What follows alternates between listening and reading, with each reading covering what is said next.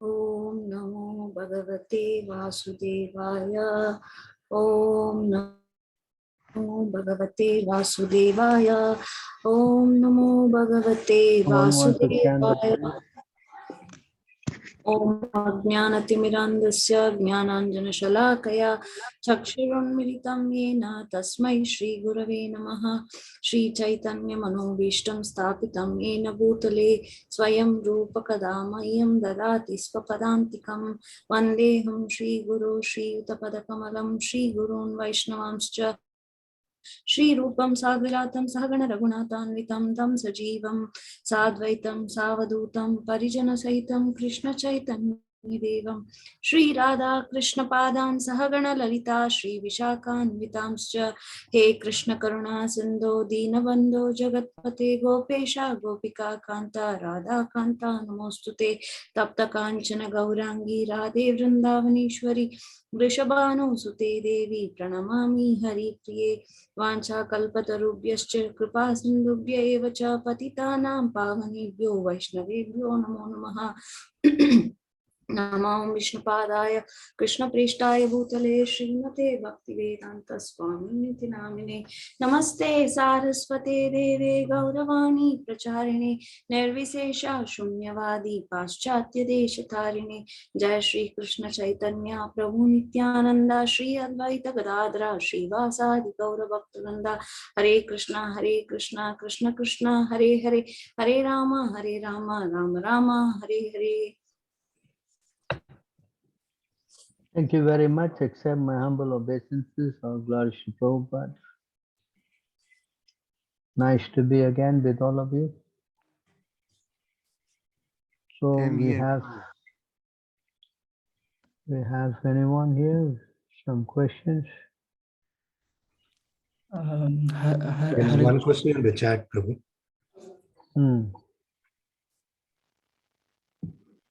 How to develop humbleness, huh? Chat.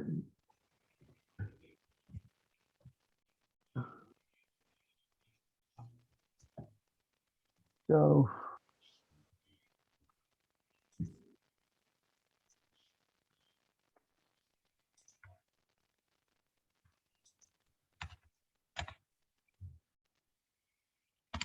learn here at Chaitanya Mahaprabhu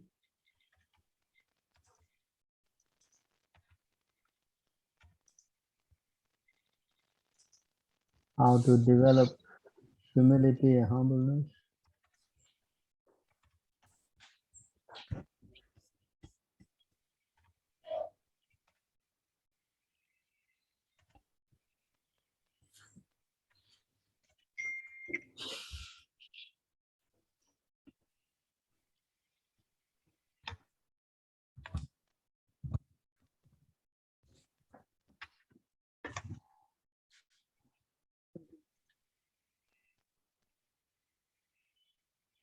In this verse, can you chant and read this?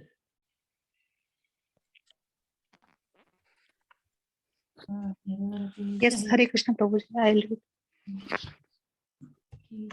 Tirnadapi sunichena tarorapi shuhushnuna amanina manadena kirtanya satahari.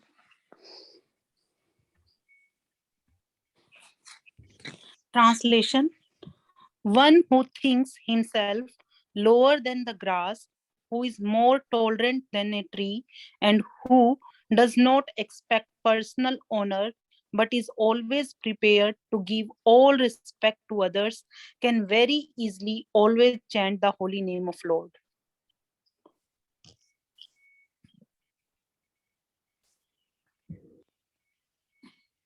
So you can see how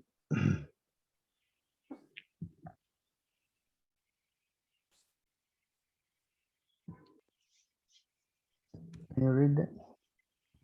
These are the symptoms of one who chants the Hare Krishna Maha Mantra. Although he is very exalted, he thinks himself lower than the grass on the ground, and like a tree, he tolerates everything in two ways.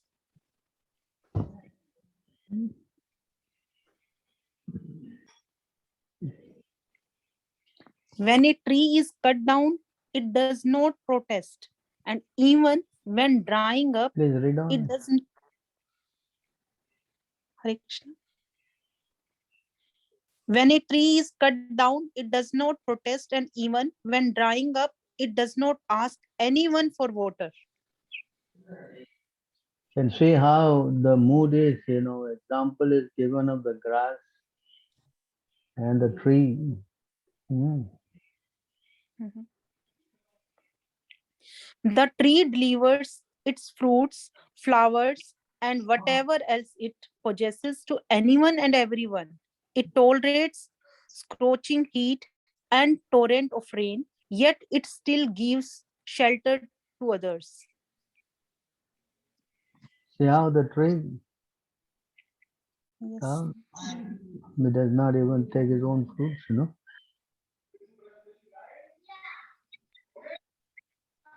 Although a Vaishnava is the most exalted person, he is prideless and gives all respect to everyone, knowing everyone to be the resting place of Krishna. See how the mood, how to be humble. Yes. If one chants the holy name of Lord Krishna in this manner, he will certainly awaken his dormant love for Krishna's lotus feet.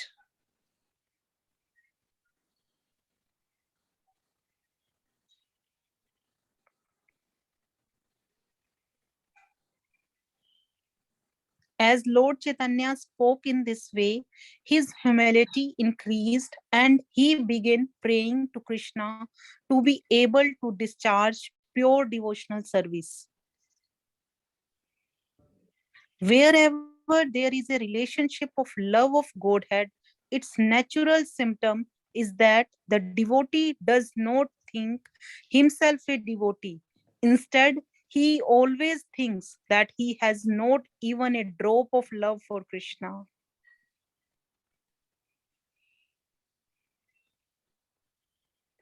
Srila Bhakti, Srila Bhakti Siddhant Saraswati Thakur comment that persons who are actually very poor because they possesses not even a drop of love of Godhead or pure devotional service falsely advertise themselves as a great devotees, although they cannot at any time relish the transcendental bliss of devotional service. A class of so-called devotees known as Prakrita Sahajyas sometimes display devotional symptoms to exhibit their good fortune. They are pretending, however, because these devotional features are only external. The Prakrit Sahajyas exhibit these symptoms to advertise their so called advancement in love of Krishna. But instead of praising the Prakrita Sahajyas for their symptoms of transcendental ecstasy, pure devotee do not like to associate with pure devotees. I miss it. Pure devotees do not like to associate with them. It is not advisable to equate the Prakrita Sahajyas with pure devotees. One who is actually advanced in ecstatic love of Krishna does not try to advertise himself. Instead, he endeavors more and more to render service to the Lord. The Prakrit Sahajyas sometimes criticize pure devotees by calling them philosophers, learned scholars, knowers of the truth, or minute observers, but not devotees. On the other hand, they depict themselves as the most advanced, transcendently blissful devotees, deeply absorbed in devotional service and mad to taste transcendental mellows.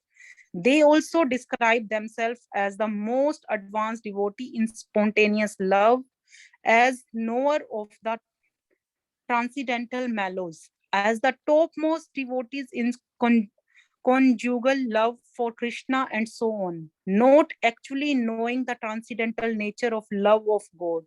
They accept their material.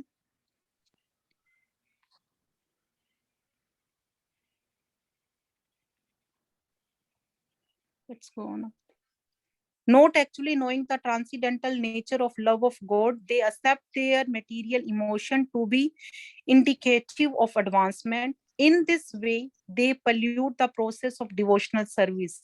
To try to become writers of Vaishnava literature, they introduce their material conceptions of life into pure devotional service. Because of their material conceptions, they advertise themselves as knower of transcendental mellows, but they do not understand the transcendental nature of devotional service. So try to understand that Tukata Sahajas, the people who falsely thinking they are very advanced. In this way they try to show off their devotional service.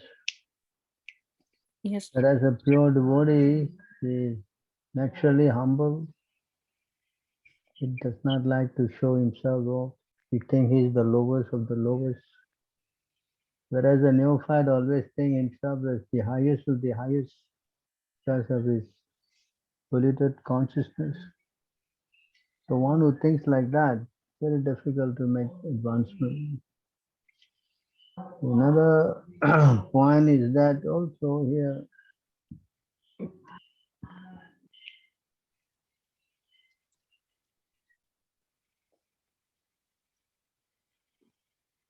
this is exhibited by Ajamil.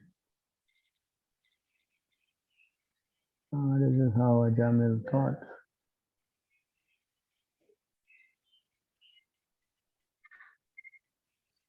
And see how this kind of consciousness is very important. You want to make advancement.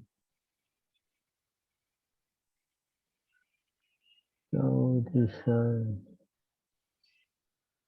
very important to have humility. It can only come if we think like this.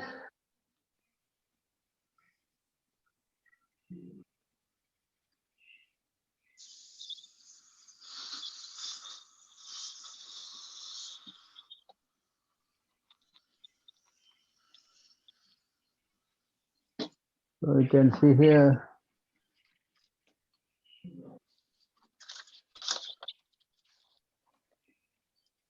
can you read that? Was this a dream I saw, or was it a reality?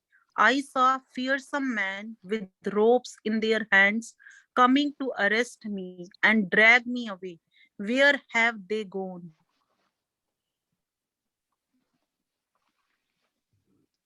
And where have those four liberated and very beautiful persons gone who released me from arrest and saved me from being dragged down to the hellish region? Purport: as Yes. we have learned As we have learned from the description in the fifth canto, the hellish planets are situated in the lower portion of this universe. Therefore, they are called Adho-bhava. Ajamila could understand that the Yamdutas had come from that region.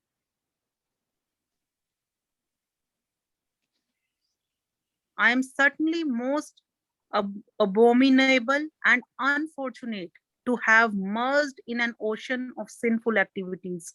But nevertheless, because of my previous spiritual activities, I could see those four exalted personalities who came to rescue me. Now I feel exceedingly happy because of their visit.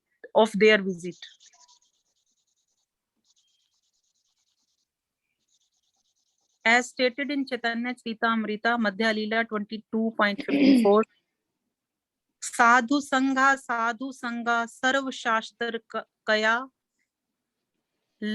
Lava Lav Matra Sadhu Sangha Sarv Siddhi Haya.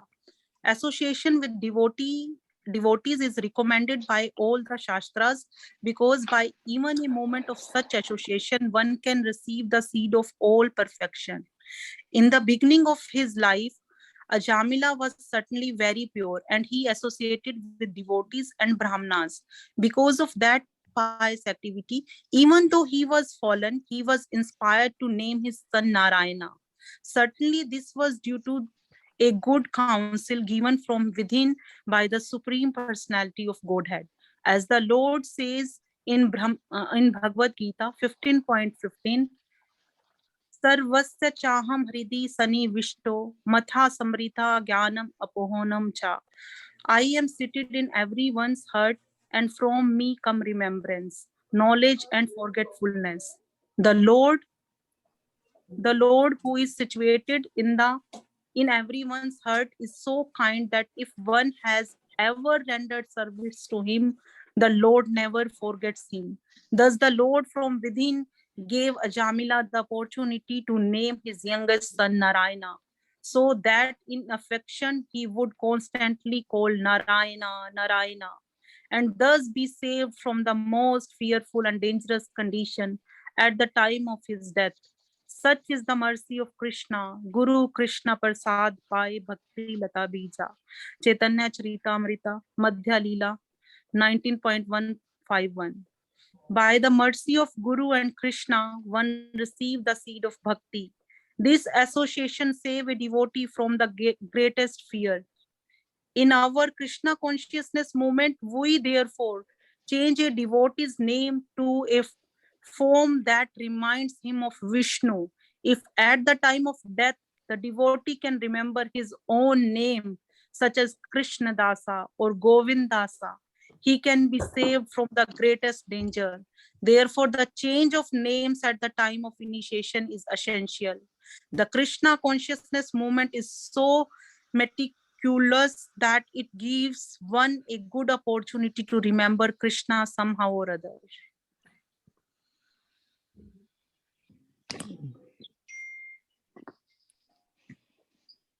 I will continue, Mataji. Yes, Prabhu. Were it not for my past devotional service, how could I, a most unclean keeper of a prostitute, have got an opportunity to chant the holy name of Vaikuntapati when I was just ready to die? Certainly it could not have been possible. Purport. The name Vaikuntapati, which means the master of the spiritual world, is not different from the name Vaikunta. Ajamila, who was now a realized soul, could understand that because of his past spiritual activities in devotional service, he had gotten this opportunity to chant the holy name of Vaikuntapati in his horrible condition at the time of death.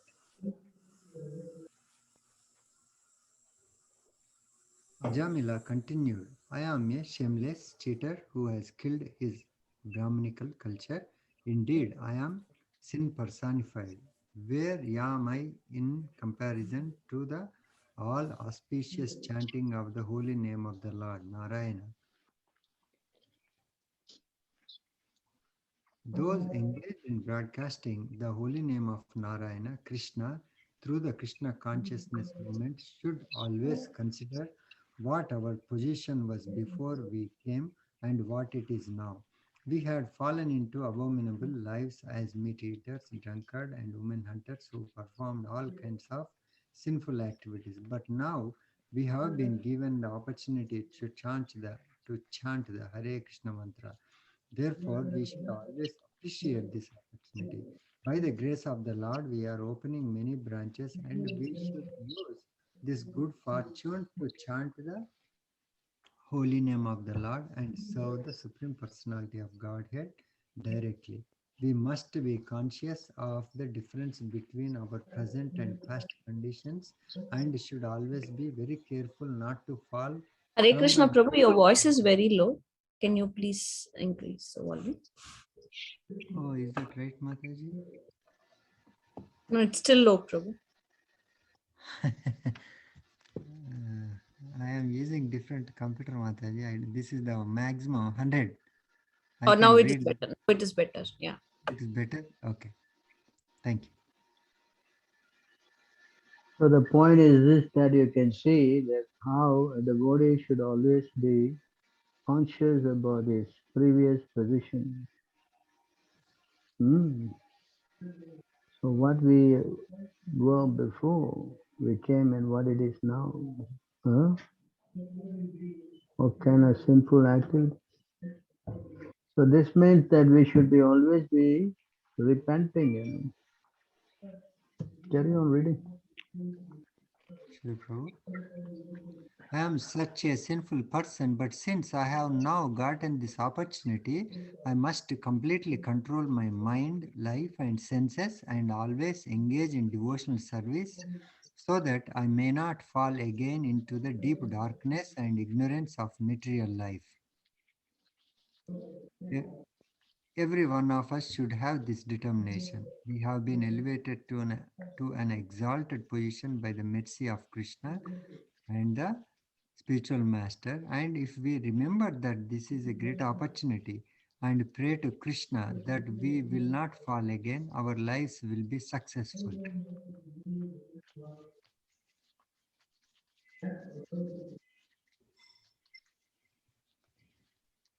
Because of identifying oneself with the body, one is subjected to desires for sense gratification, and thus one engages in many different types of pious and impious action.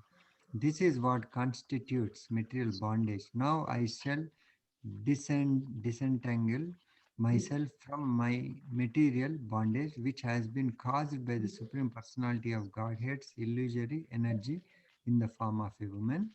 Being a most fallen soul, I was victimized by the illusory energy and have become like a dancing dog led around by woman's hand. Now I shall give up all lusty desires and free myself from this illusion. I shall become a merciful, well-wishing friend to all living entities and always absorb myself in Krishna consciousness. So here this verse is the skit.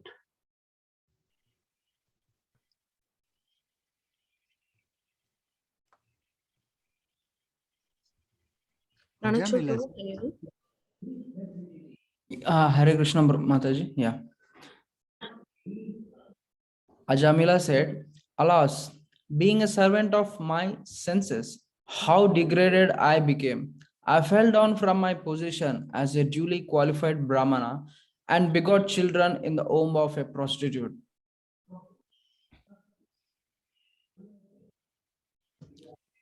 Alas, all condemnation upon me. I acted so sinfully that I degraded my family tradition. Indeed, I gave up my chaste and beautiful young wife to have sexual intercourse with a fallen prostitute accustomed to drinking wine. All condemnation upon me.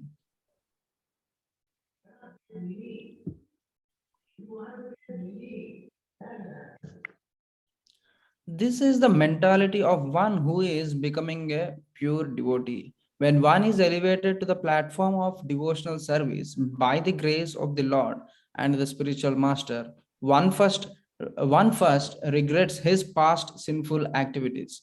This helps one advance in spiritual life. The Vishnu Dutas had given Ajamila the chance to become a pure devotee, and the duty of a pure devotee is to regret his past sinful activities in illicit sex, intoxication, meat eating, and gambling. Not only should one give up his past bad habits, but he must always regret his past sinful acts. This is the standard of pure devotion. So you see, this is a very important point. You should always regret his past sinful acts. This is the standard of pure devotion. Nikhil Prabhu, can you read? Sure, Mataji. My father and mother were old and had no other son or friend to look after them. Because I did not take care of them, they lived with great difficulty. Alas, like an abominable lower class man, I ungratefully left them in that condition.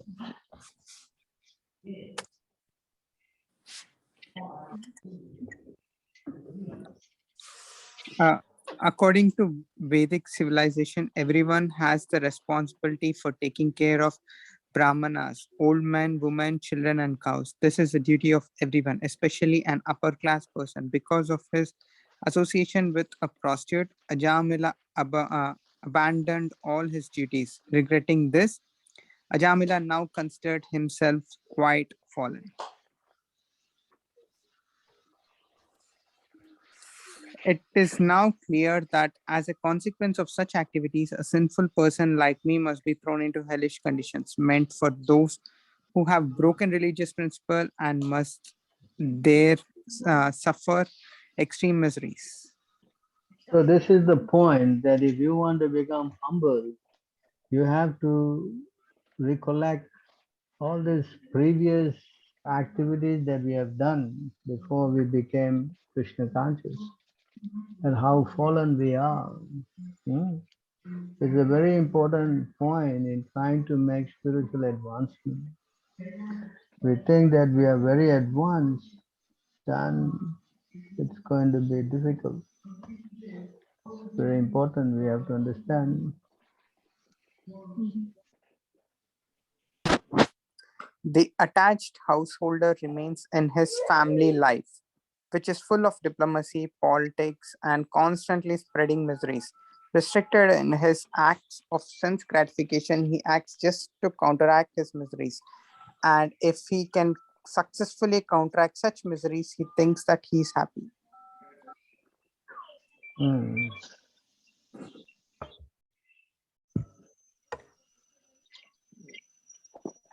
The wrong verse. Give me a minute, huh? Yeah.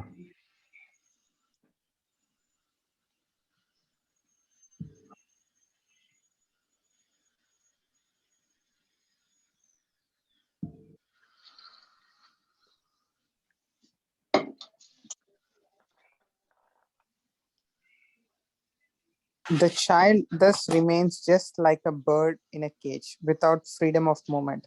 At that time, if the child is fortunate, he can remember all the troubles of his past 100 births, and he grieves wretchedly. What is the possibility of peace of mind in that condition?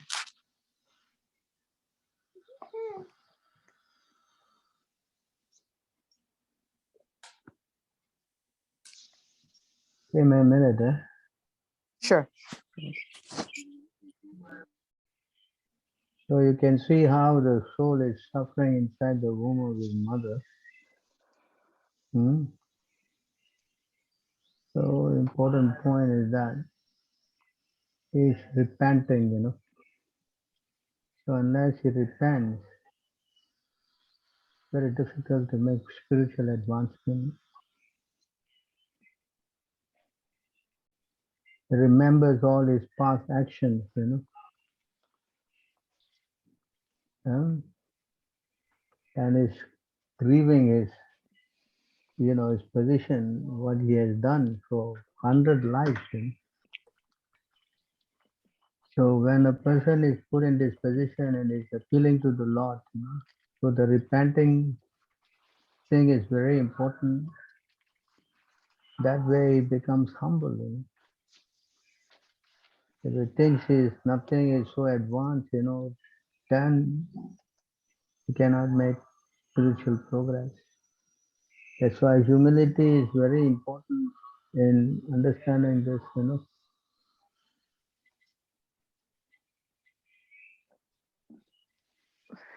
Yes? Yes, Prabhu. Yes, Prabhu. So try to think, how we can become fallen, because we remember all our past activities. If we don't remember our past activities, then we become puffed up. So that's why Krishna particularly makes the living entity remember 100 births, It's quite a lot, isn't it? Yeah. But Prabhu, why does the Lord make us forget immediately after that? Once you come out of the womb, then you see Maya takes over. See here this verse, I was going to show you this verse actually. Yeah. This word. Mamtama. Can you read this? Mamta Hare Mataji, can Krishna. you read? Yes, Prabhuji. I, the pure soul, appearing now, bound by my activities, I am laying in the womb of my mother by the arrangement of Maya. I offer my respectful obeisances unto him, who is also here with me, but who is unaffected and changeless. He is unlimited, but he is perceived in the repentant heart. To him I offer my respectful obeisances. So you see, the pure soul is kind of lamenting, in the womb, and the unaffected, he, obeisance onto the Supreme Lord, who is unaffected and unlimited, but he is perceived in the repentant heart. See the point here that unless we are repenting, it's very difficult to go forward in realizing the personality of Godhead Krishna. See? So that's why we have to always become humble to realize we are such a fallen personality. Can you read this? As stated in the previous verse, the Jiva soul says, I take shelter of the Supreme Lord. Therefore, constitutionally, the Jiva soul is the subordinate servitor of the Supreme Soul. The personality of Godhead, both the Supreme Soul and the Jiva soul are sitting in the same body, as confirmed in the Upanishads. They are sitting as friends, but one is suffering and the other is aloof from suffering. In this verse, it is said, Vishuddham avikaram akhanda bodham. The super soul is always sitting apart from all contamination.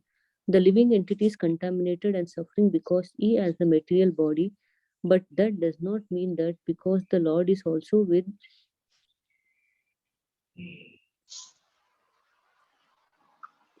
him, he also has a material body. He is avikaram, changeless. He is always the same supreme.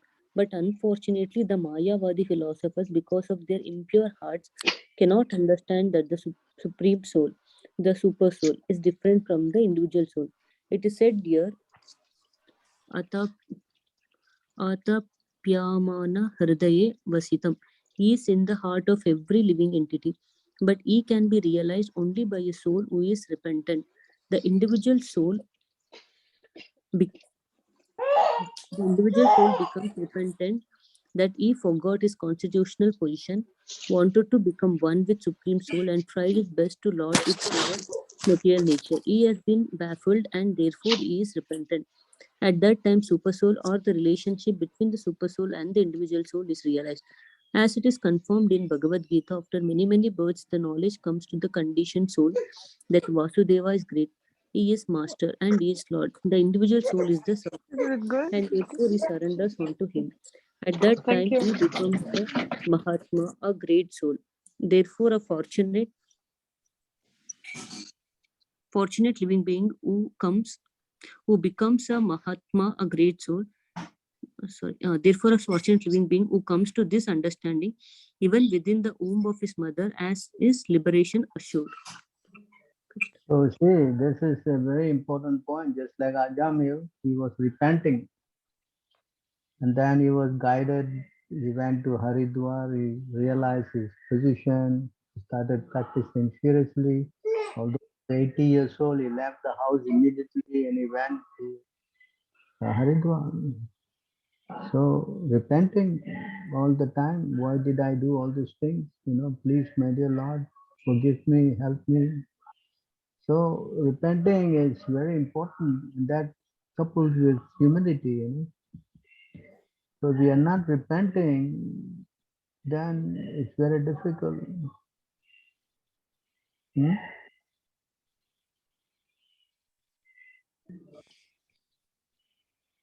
It's very difficult because we think that I'm a very great person. I'm so good. You look at me. I'm chanting. I'm so pure. Look at all these other guys. They're going to go to hell. Just like there was a story of a Brahmin whose house opposite was a prostitute, and his house was on the other side. So every morning after he finished his duty, he would sit on the veranda and he would count how many men were going into the prostitute house. And each time he puts one stone marking the count, he would curse and swear, what kind of adulterous woman, she look at it, she's such a rascal, sinful. He would be saying that. And on the other side, the prostitute, she was so fallen. She realized her fallen position and said, look at the Brahmin, how much he's chanting the name of God. Every time he's putting one stone there and chanting Krishna's name. And look at me, I'm such a rascal, sinful. So in this way, her consciousness was like that. So it so happened that both of them died on the same day.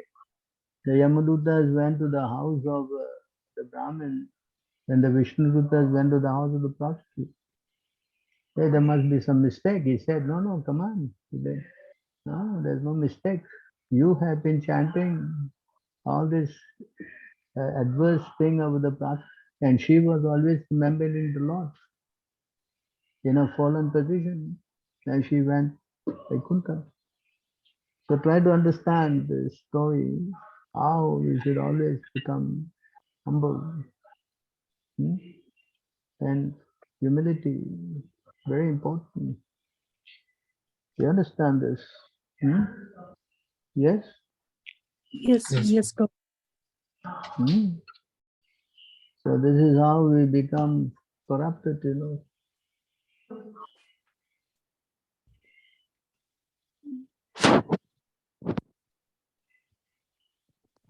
Can you read? Anyone read? Aditi, can you read?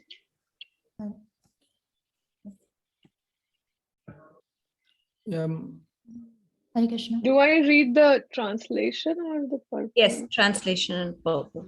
Okay. For a Brahmana, austerity and learning are certainly auspicious, but when acquired by a person who is not gentle, such austerity and learning are most dangerous. Very good. All right. Yes, Prabhu. Read on, please.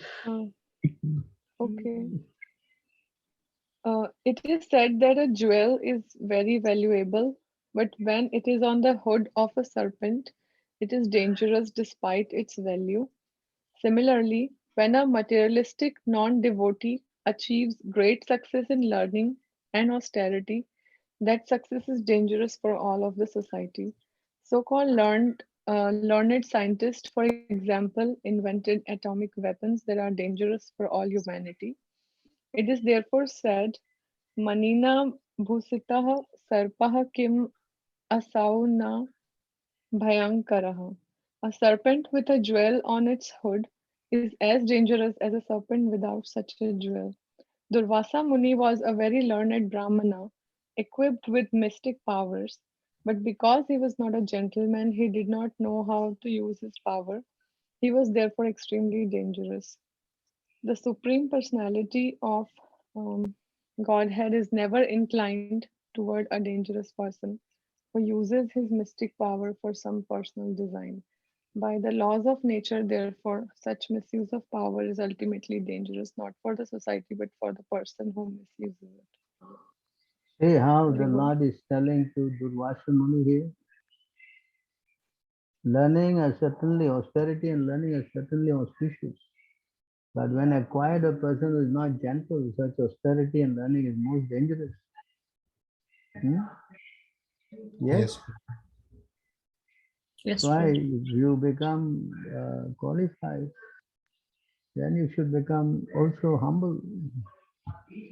If you qualified and you're not humble, then it's going to be a big problem. So see how important humility is.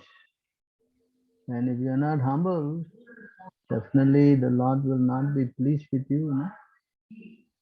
Yes. Yes, Prabhu. So this is also exhibited by Chaitanya Mahaprabhu. You know, when Chaitanya Mahaprabhu, this Vallabha Bhatta went to meet him, he was thinking himself, this very great personality.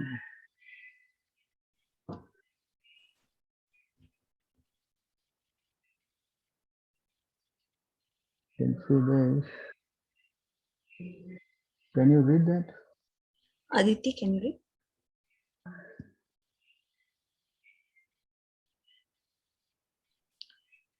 Vallabha Bhatta was thinking, I am a great Vaishnava, having learned all the conclusions of. Yeah, go ahead.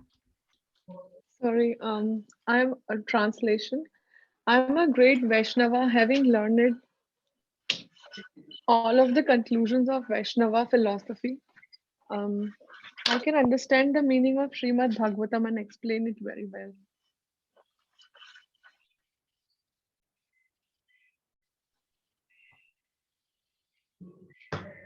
Haribol? Yeah, Please go ahead. read this. Yeah. Translation. Such pride had existed for a long time within the mind of Vallabha, Bhatta. Vallabha Bhatta, but as he heard the preaching of Sri Chaitanya Mahaprabhu, his pride was cut down. So you see how he was very proud, because he was extremely learned. Actually, he's, I don't Vallabha know, Bhatta is him. same as Vallabhacharya Prabhu? Yeah, he's from the Pushti Marg, Pushti Marg, okay. From the Vishnu Swami Sampradaya. So he met Chaitanya Mahaprabhu.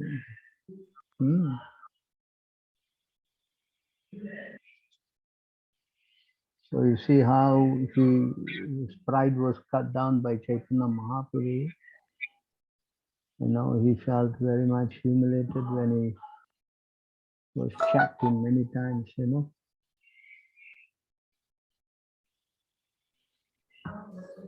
So you see, of course, Chaitanya Mahaprabhu is the Supreme Personality of Godhead, Yeah.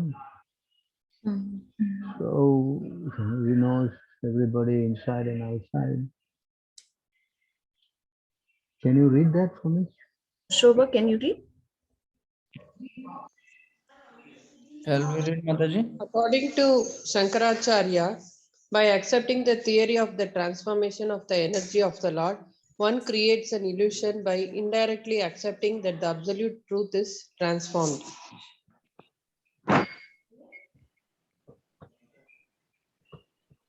Srila Bhakti Vinoda Thakura comments that if one does not clearly understand the meaning of Parinamavada or transformation of energy, one is sure to misunderstand the truth regarding this material cosmic manifestation and the living entities. In the Chandyoga Upanishad, it is said, Sanmula Saumyema Praja Sadayatnaha Sat Pratishtataha. The material world and the living entities are separate beings and they are eternally true, not false. Shankaracharya, however, unnecessarily fearing would be transformed, Vikari has imagined both the material world. Fearing, you skipped one line. Unnecessarily fearing that by Parinamavada, transformation of energy, Brahman would be transformed. Vikari has imagined both the material world and the living entities to be false and to have no individuality. By word jugglery, he has tried to prove that the individual identities of the living entities and the material world are illusory, and he has cited the examples of mistaking a rope for a snake or an oyster shell for gold. Thus, he has most abominably cheated people in general. The example of misunderstanding a rope to be a snake is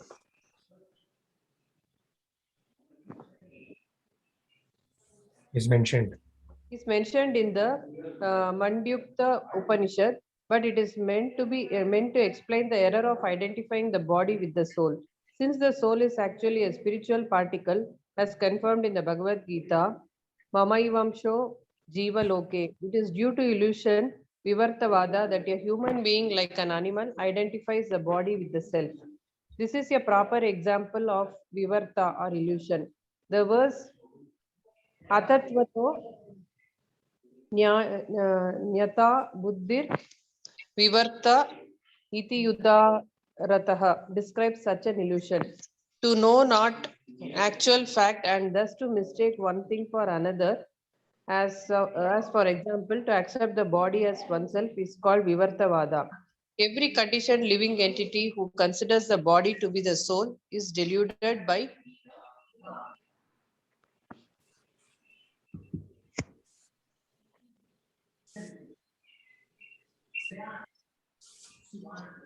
this Vivartavada. One can be attracted by this Vivartavada philosophy when he forgets the inconceivable power of the omnipotent personality of Godhead. How the Supreme Personality of Godhead remains as he is, never changing, is explained in the Ishopanishad. Purnasya Purnam Adaya Purnam Eva Shishyate. God is complete. Even if a complete manifestation is taken away from him, he continues to be complete. The material creation is manifested by the energy of the Lord, but he is still the same person. His form, entourage, qualities, and so on never deteriorate. Srila Jiva Goswami, in his Paramatma Sandarbha, comments regarding the Vivartavada as follows. Under the spell of Vivartavada, one imagines the separate entities, namely the cosmic manifestation and the living entities, to be one with Brahman. This is due to complete ignorance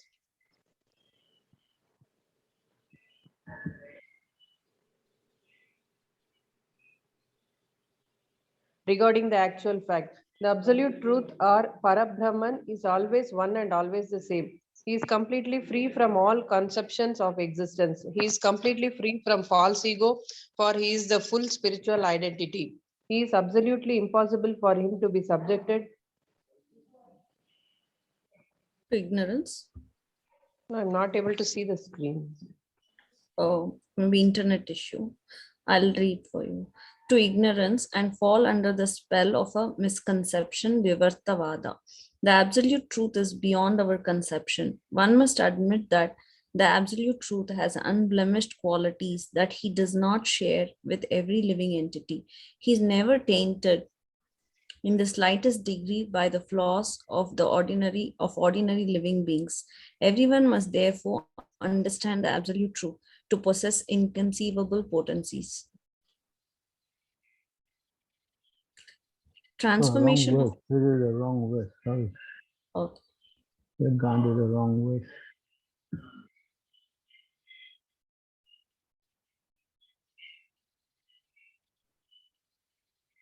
You want to read that? He accepted my invitation with his other devotees and he was kind to me. Why has he now changed so much here at Jagannath Puri? So he is repenting, Vallabha Bhatta repenting, why Chaitanya Mahaprabhu is quite indifferent to me now.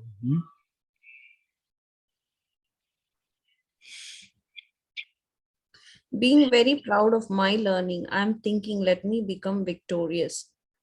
Sri Chaitanya Mahaprabhu, however, is trying to purify me by nullifying this false pride.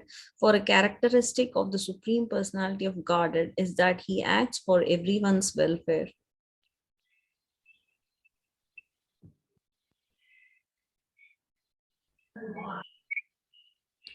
I am falsely proud, advertising myself as a learned scholar. Therefore, Sri Chaitanya Mahaprabhu insults me just to favor me by cutting down this false pride.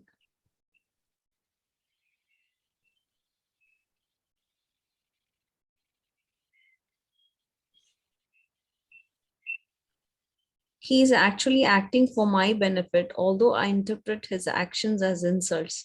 This is exactly like the incident in which Lord Krishna cut down Indra, the great puffed up fool, to correct him. Thinking in this way, Vallabha Bhatta approached Sri Chaitanya Mahaprabhu the next morning and in great humility, offering many prayers, he sought shelter and surrendered at the lotus feet of the Lord. Vallabha Bhatta admitted, I am a great fool, and indeed I have acted like a fool by trying to demonstrate my learning to you. My dear Lord, you are the Supreme Personality of Godhead. You have showed mercy to me in a way just befitting your position by insulting me to cut down all my false pride. I am an ignorant fool, for I interpret as an insult what is meant for my benefit. In this way, I am just like King Indra, who out of ignorance tried to surpass Krishna, the Supreme Lord. My dear Lord, you have cured the blindness of my false pride by smearing my eyes with the ointment of your mercy.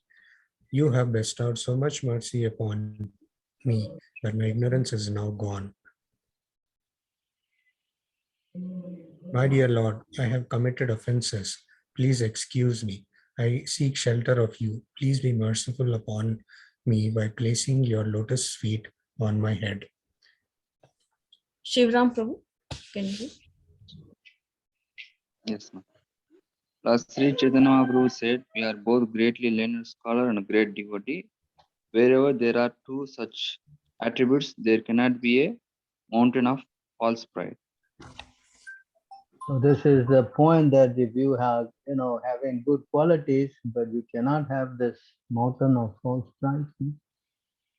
Hmm? Yes, Prabhu. Can you read on? You have dared criticize Sridhara Swami, and you have begun your own commentary on Srimad Bhagavatam, not accepting his authority. That is your false pride.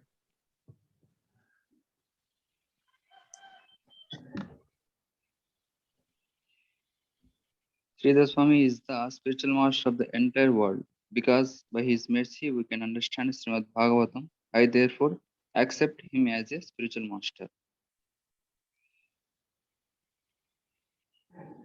Whatever you might write due to false pride, trying to surpass Sridhara Swami would carry a contrary purport. Therefore, no one would pay attention to it. Sorry, I didn't understand. One who comments on Srimad Bhagavatam following in the footsteps of Sridhara Swami will be honored and accepted by everyone.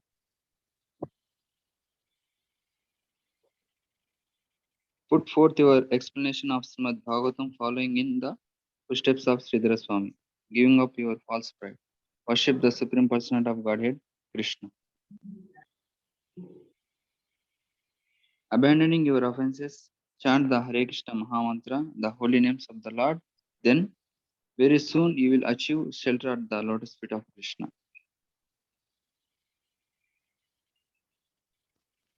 Vallabha Bhatta Acharya requested Sri Chaitanya Mahaprabhu, if you are actually pleased with me, please accept my invitation once again. So you see how Chaitanya Mahaprabhu dealt with Vallabhacharya because he was proud, and how he dealt with Durvasha Muni.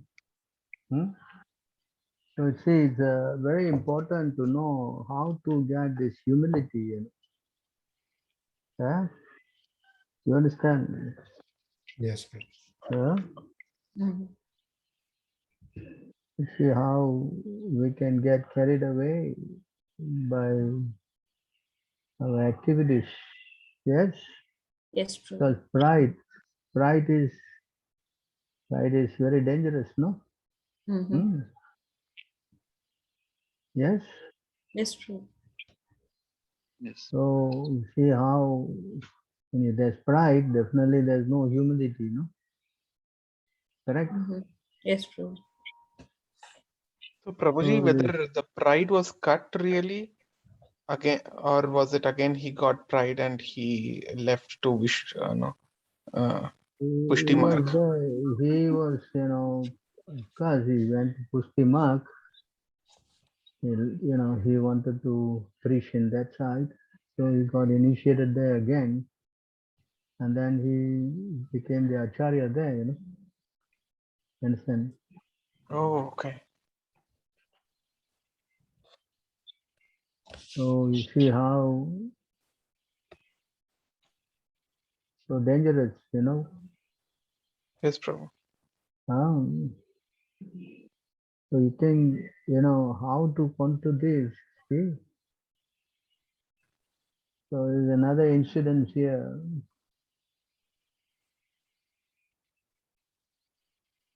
Another incident here.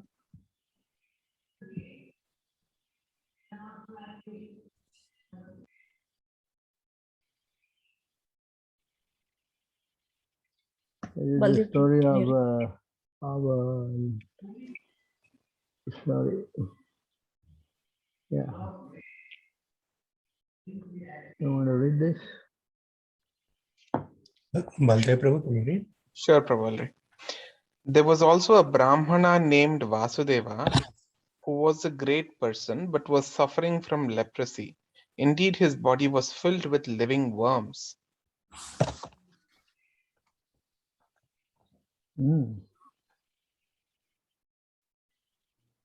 Although suffering from leprosy, the Brahmana Vasudeva was enlightened.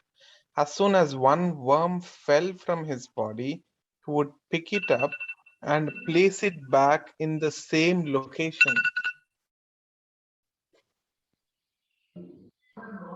So you can see, yeah. Then one night Vasudeva heard of Lord Chaitanya Mahaprabhu's arrival, and in the morning he came to see the Lord at the house of Kurma.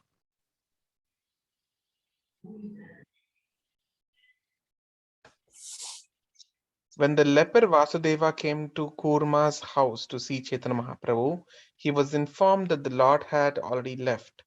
The leper then fell to the ground unconscious.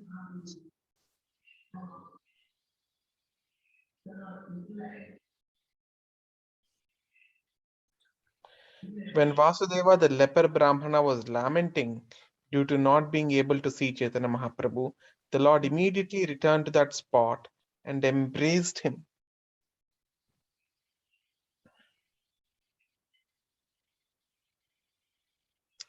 When Sri Chaitanya Mahaprabhu touched him, both the leprosy and his distress went to a distant place. Indeed, Vasudeva's body became very beautiful to his great happiness.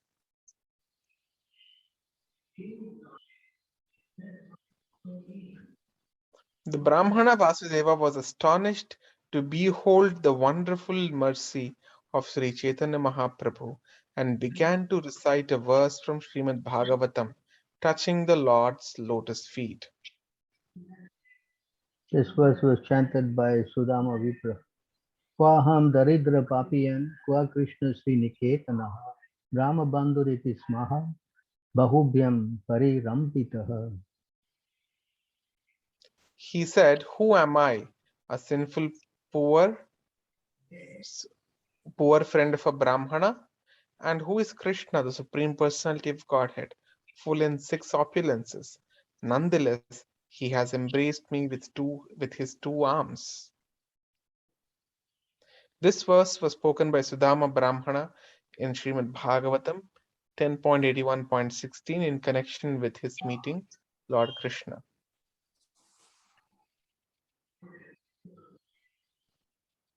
So you see how his humility. The Brahmana Vasudeva continued, O my merciful Lord, such mercy is not possible for ordinary living entities. Such mercy can be found only in you. Upon seeing me, even a sinful person goes away due to my bad bodily odor. Yet you have touched me. Such is the independent behavior of the Supreme Personality of Godhead.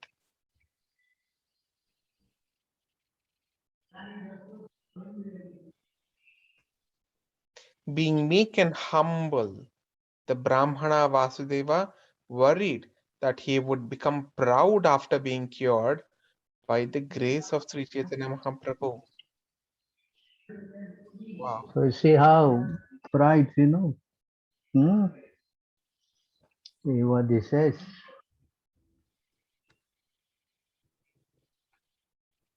To protect the Brahmana, Sri Chaitanya Mahaprabhu advised him to chant Hare Krishna mantra incessantly.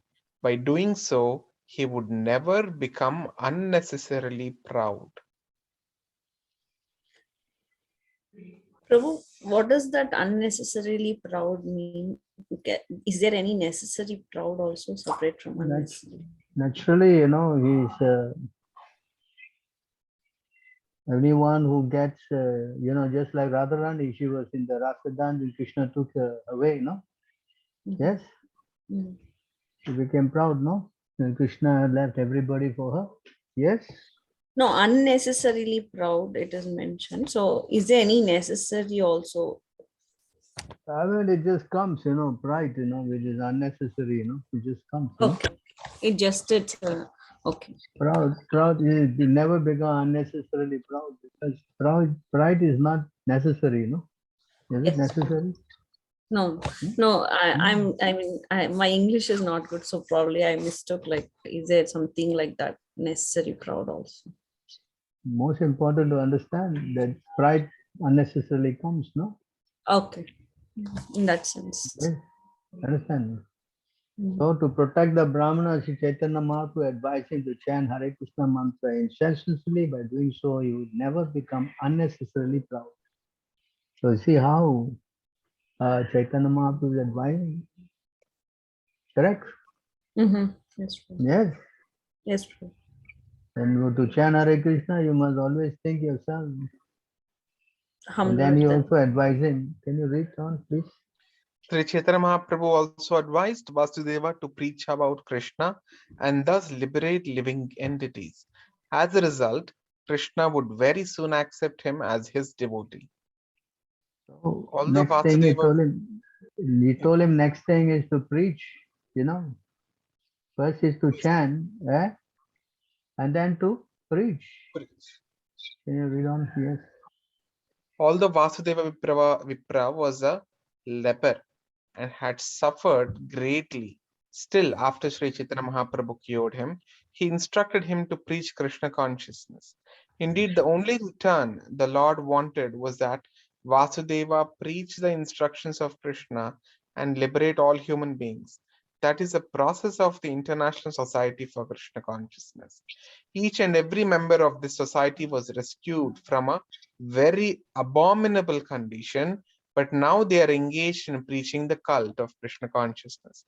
They are not only cured of the disease called materialism, but are also living a very happy life. Everyone accepts them as great devotees of Krishna, and their qualities are manifest in their very faces. If one wants to be recognized as a devotee by Krishna, he should take to preaching work, following the advice of Sri Chaitanya Mahaprabhu. Then one will undoubtedly attain the lotus feet of Sri Krishna Chaitanya, Lord Krishna himself, without delay. Ranachar Prabhu, you wanted to read that time. Yes, Mataji. Translation. My wife wants to read. Yeah, Translation. After instructing the Brahmana Vasudeva in that way, Sri Chaitanya Mahaprabhu disappeared from that place. Then the two Brahmanas, Kurma and Vasudeva, embraced each other and began to cry, remembering the transcendental qualities of Sri Chaitanya Mahaprabhu.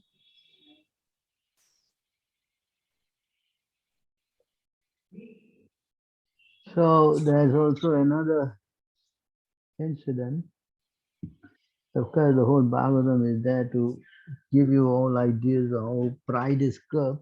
I don't think I have a whole day here with all of you to show you everything. I wish I had. So this is the story of Madhavendra Puri.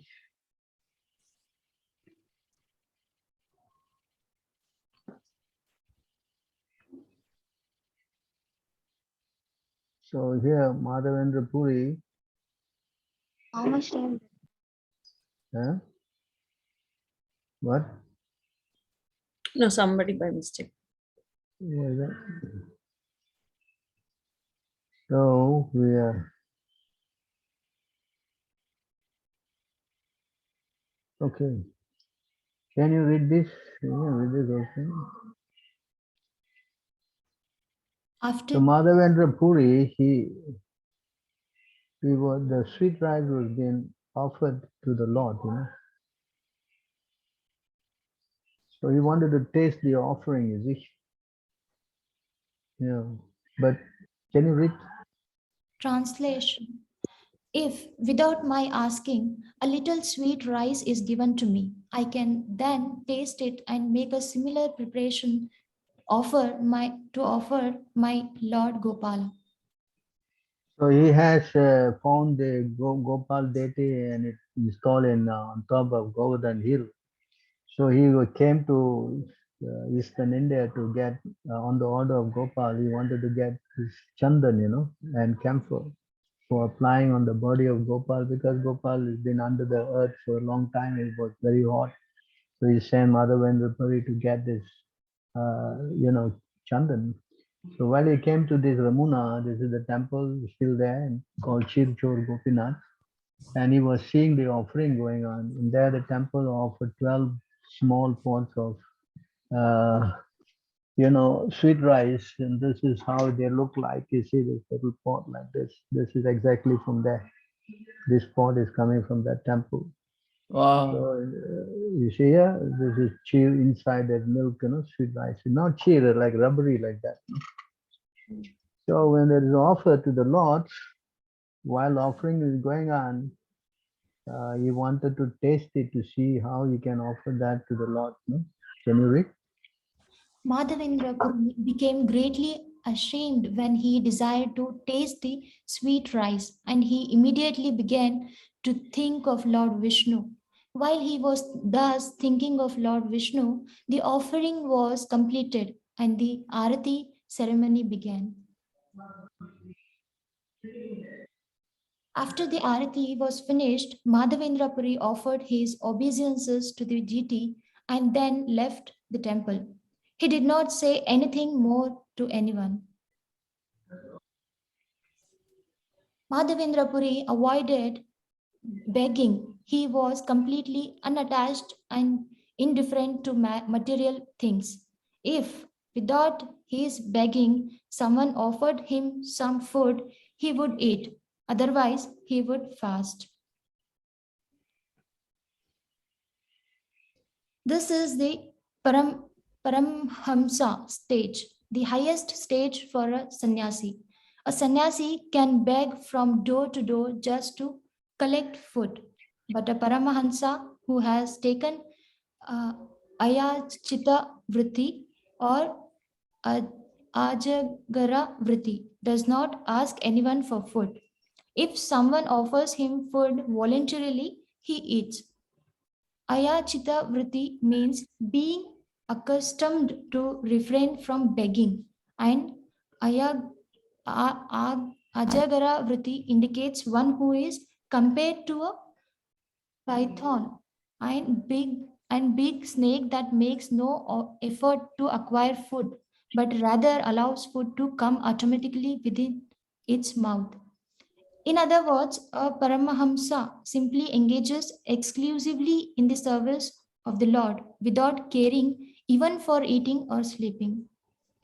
It was stated, it was stated about the six Goswamis, Nidrahara Viharakadi Vijitau. In the Paramahamsa stage, one conquers the desire for sleep, food, and sense gratification. One remains a humble, meek, mendicant, engaged in the service of the Lord day and night. Madhavendra Puri had attained this Paramahansa stage. A Paramahamsa like Madhavendra Puri is always satisfied in the loving service of the Lord.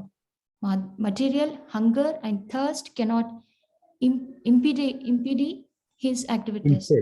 Impaired. Impaired his activities. When he desired to taste a little sweet rice offered to the deity, he considered that he had committed an offense by desiring to eat what was being offered to the deity. It is advisable that food being offered to the deity be covered when taken from the kitchen to the deity room. In that way, others may not see it.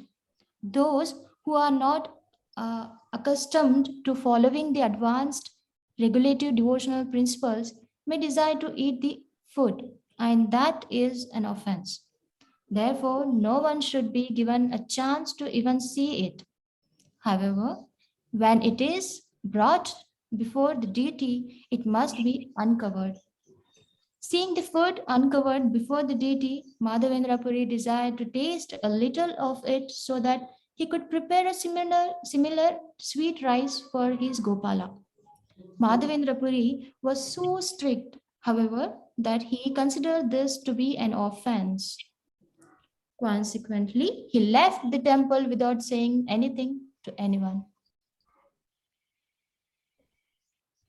The Paramahamsa is therefore called Vichita Sat Guna. He must conquer the 6 material qualities: Kama, Krodha, Lobha, Moha, Matsarya, and Kshuddha, Trishna. Lust, anger, greed, illusion, enviousness, and hunger and thirst.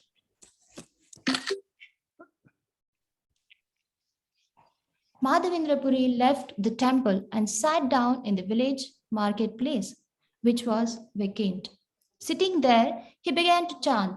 In the meantime, the temple priest laid the deity down to rest. Although Madhavendra Puri was not interested in eating and sleeping, his interest in chanting the Mahamantra was as acute as if he were an aspiring transcendentalist rather than Paramahamsa.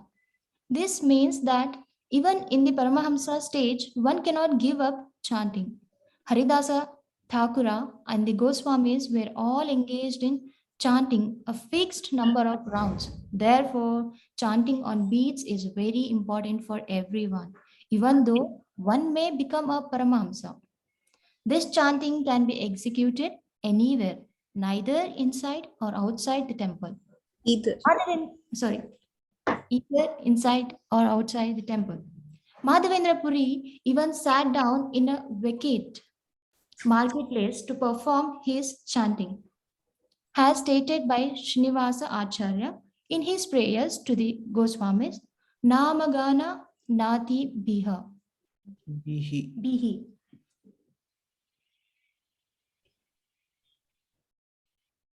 A Paramahamsa devotee is always engaged in chanting and rendering loving service to the Lord. Chanting the Lord's holy names and engaging in his service are identical.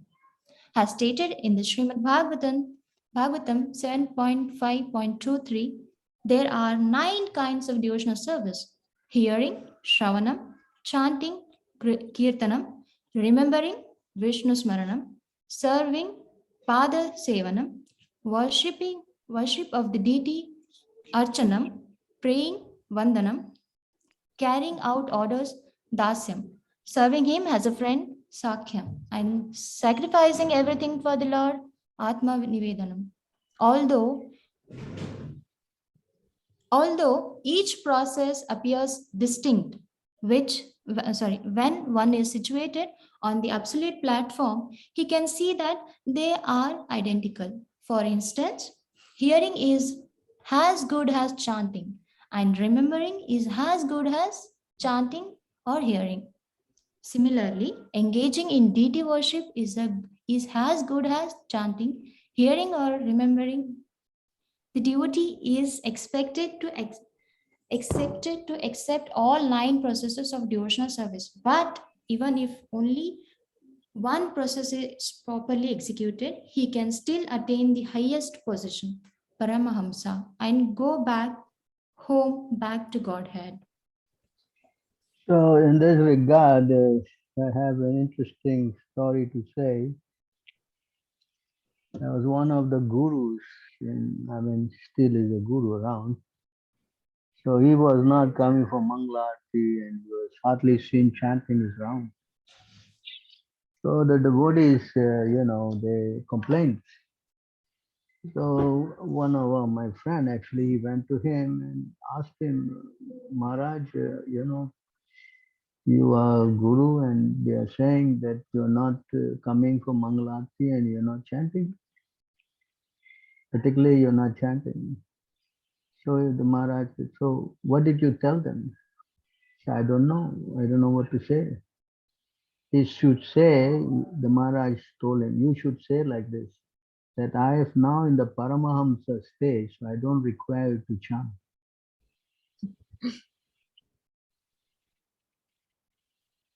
Is that? Lord Krishna.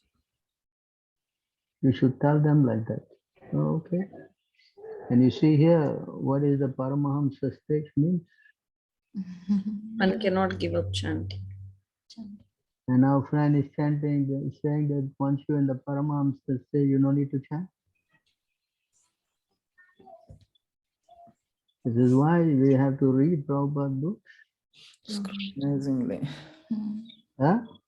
Yes, true. Scrutinizingly. You understand? That's why we, at the front, we show you.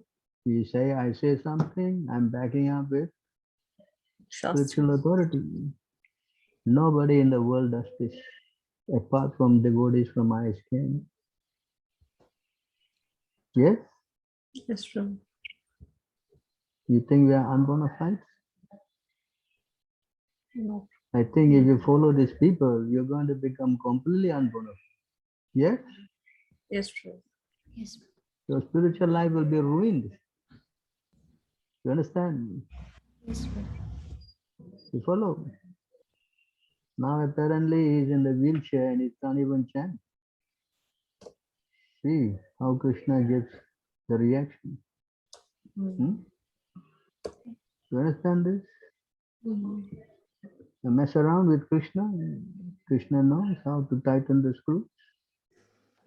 Yes? Yes, true. All right, read on, please. Madhu Prabhu, can you read? Sure, Mataji. Finishing his daily duties, the priest. You must raise your voice a bit more, sir. Sure, Prabhuji. Finishing his daily duties, the priest went to take rest. In a dream, he saw the Gopinath deity come to talk to him, and he spoke as follows. So the priest, the Lord went and woke the priest up. Yes, Prabhu. Oh priest, please get up and open the door of the temple. I have kept one pot of sweet rice for the sannyasi Madhavendra Puri. So the Lord actually stole one pot of sweet rice for him. And look like that pot is with you right now, Prabhu. The one not stolen. I particularly went to the temple and got this, to keep me remembering how the Lord has done this pastime. Wonderful, Prabhu. All of you would have thrown it away, I think. Eh? Prabhu, actually, sorry to interrupt this. Actually, yesterday I was checking the Kirchor Gopinath kheer recipe, actually. So I couldn't clearly understand the pastime. So now I'm getting the pastime. All coincidence. Let's see why Krishna made me speak this today. All right, please read on. This pot of sweet rice is just behind my cloth curtain. You did not see it because of my tricks.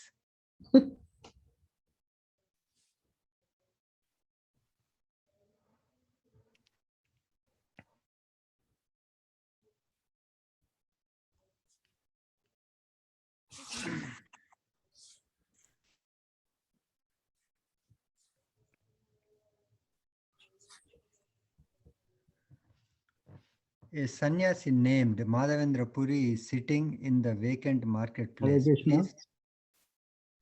Please take this pot of sweet rice from behind me and deliver it to him.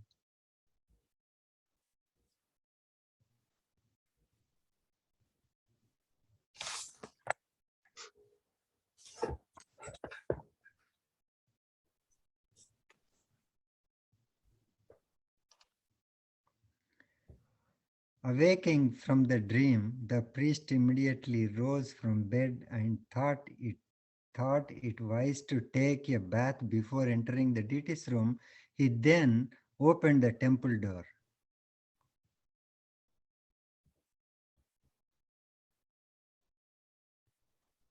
According to the deity's directions, the priest found the pot of sweet rice behind the cloth curtain. He removed the pot and mopped up the place where it had been kept. He then went out of the temple. Closing the door of the temple, he went to the village with the pot of sweet rice. He called out in every stall in search of Madhavendra Puri.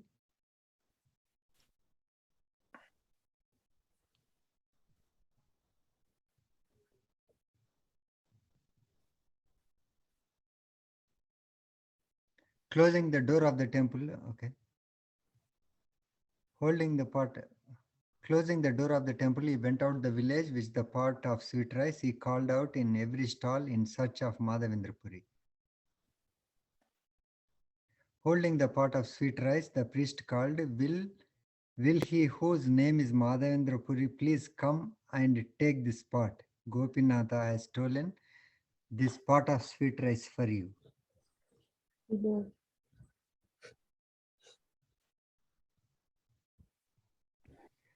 The difference between the absolute truth and relative truth is explained here. Lord Gopinatha has openly declared herein that he is a thief. He had stolen the pot of sweet rice, and this was not kept a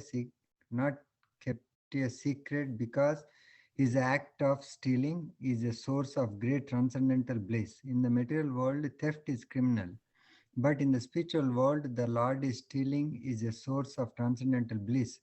Mundane rascals who cannot understand the absolute nature of the personality of Godhead sometimes call Lord Sri Krishna immoral, but they do not know that his seemingly immoral activities, which are not kept secret, offered pleasure to the devotees, not understanding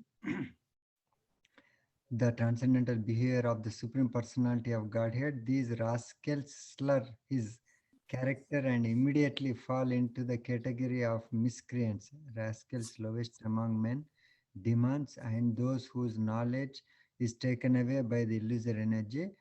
Krishna explains in the Bhagavad Gita, Namam Drishkrishno Moda Prapadyante Naradamaha Maya Partha Gnana Ashram Bhavam Ashtritaha. Those miscreants who are grossly foolish, who are lowest among mankind, whose knowledge is stolen by illusion, and who partake of the atheistic nature of demons, do not surrender unto me. Mundane rascals cannot understand that whatever Krishna does, being absolute in nature, is all good. This quality of the Lord is explained in Srimad Bhagavatam 10:33-29. One may consider certain acts of a supremely powerful person to be immoral by mundane calculation, but this is not actually the case. For example, the sun absorbs water from the surface of the earth, but it does not absorb water only from the sea. It also absorbs water from filthy sewers and ditches containing urine and other impure substances. The sun is not polluted by absorbing such water. Rather, the sun makes the filthy place pure if a devotee approaches the Supreme Personality of Godhead for an immoral or improper purpose. He nonetheless becomes purified. The Lord does not become infected. In Srimad Bhagavatam 10:29-15, it is stated that if one approaches the Supreme Lord even out of lust, anger, or fear, kamam, krodham, bhayam, he is purified. The gopis, being young girls, approached Krishna because he was a beautiful young boy. From the external point of view, they approached the Lord out of lust, and the Lord danced with them at midnight. From the mundane point of view, these activities may appear immoral because a married or unmarried young girl cannot leave home to mix with with a young boy and dance with him. Although this is immoral from the mundane viewpoint, the activities of the gopis are accepted as the highest form of worship because it was Lord Krishna whom they approached with lusty desire in the dead of night. But these things cannot be understood by the non-devotees. One must understand Krishna in tattva, truth. One should use his common sense and consider that if simply by chanting Krishna's holy name one is purified, how then can the person Krishna be immoral? Unfortunately, mundane fools are accepted as educational leaders and are offered exalted posts for teaching irreligious principles to the general populace. This is explained in Srimad Bhagavatam 7:5:31. Anda yatandir upaniyamanaha. Blind men are trying to lead other blind men. Due to the immature understanding of such rascals, common men should not discuss Krishna's pastime with the gopis. A non-devotee should not even discuss his stealing sweet rice for his devotees. It is warned that one should not even think about these things. Although Krishna is the purest of the pure, mundane people thinking of Krishna's pastimes that appear immoral, they themselves become polluted. Sri Chaitanya Mahaprabhu therefore never publicly discussed Krishna's dealing with the gopis. He used to discuss these dealings only with three confidential friends. He never discussed Rasalila publicly as the professional researchers do, although they do not understand Krishna or the nature of the audience. However, Sri Chaitanya Mahaprabhu encouraged the public chanting of the holy name on a huge scale for as many hours as possible. The priest continued, would the sannyasi...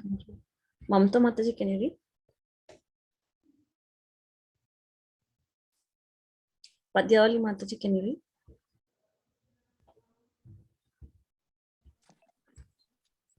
Hare Krishna. The priest continued, would the sannyasi whose name is Madhvendra Puri please come and take this pot of sweet rice and enjoy the prasadam with great happiness. You are the most fortunate person within these three words. Purport. Here is an example of personal benediction by Krishna, immoral activity, by Gopinatha stealing for his devotee. The devotee become the most fortunate person within the three words. Thus, even the Lord's criminal activities make his devotee the most fortunate person. How can a mundane rascal understand the pastime of Krishna and judge whether he is moral or immoral? Since Krishna is the absolute truth, there are no mundane distinctions such as moral and immoral. Whatever he does is good. This is the real meaning of God is good. He is good in all circumstances because he is transcendental outside the jurisdiction of this material world. Therefore, Krishna can be understood only by those who are already living in the spiritual world. This is corroborated in the Bhagavad Gita 14.26.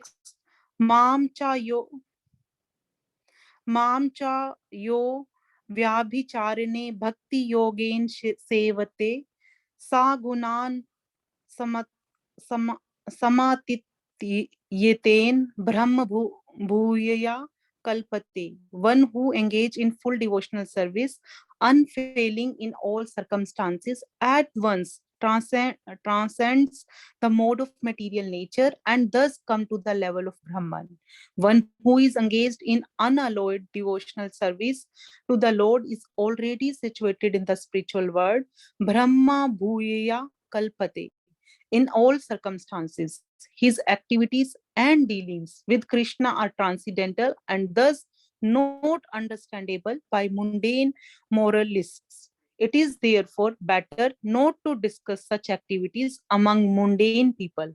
It is better to give them the Hare Krishna Maha Mantra so that they will be gradually purified and then come to understand the transcendental activities of Krishna. Hearing this invitation, Madhvendra Puri came out and identified himself. The priest then delivered the pot of sweet rice and offered his obeisances, falling flat before him. Purport: a Brahmana is not supposed to offer his obeisances by falling flat before anyone, because Brahmana is considered to be in the highest caste. However, when a Brahmana sees a devotee, he offers his dandavatas. The Brahmana priest did not ask Madhvendra Puri whether he was Brahmana, but when he saw that Madhvendra Puri was such a bona fide devotee that Krishna would even steal for him, he immediately understood the position of the saint. As stated by Sri Chaitanya Mahaprabhu, Kiba Vipra Kiba Nyasi Shudra Kena Naya Ye Krishna Tattva Ye Veta Se Guru Haya. Chaitanya Charitamrita Madhya Leela 8.128. Had the Brahmana priest been an ordinary Brahmana, Gopinath would not have talked with him in a dream, since the deity spoke to both Madhvendra Puri and the Brahmana priest in dreams. Practically speaking, they were on the same platform. However, because Madhvendra Puri was a senior sannyasi Vaishnava, a Paramhamsa, the priest immediately fell flat before him and offered obeisances. When the story about the pot of sweet rice was explained to him in detail, Shri Madhvendra Puri at once became absorbed in ecstatic love of Krishna. Shivram Prabhu, can you read? Yes. Upon seeing the ecstatic loving symptoms manifest in Madhavendra Puri, the priest was struck with wonder. He would understand why Krishna had become so much obliged to him, and he saw that Krishna's actions was befitting.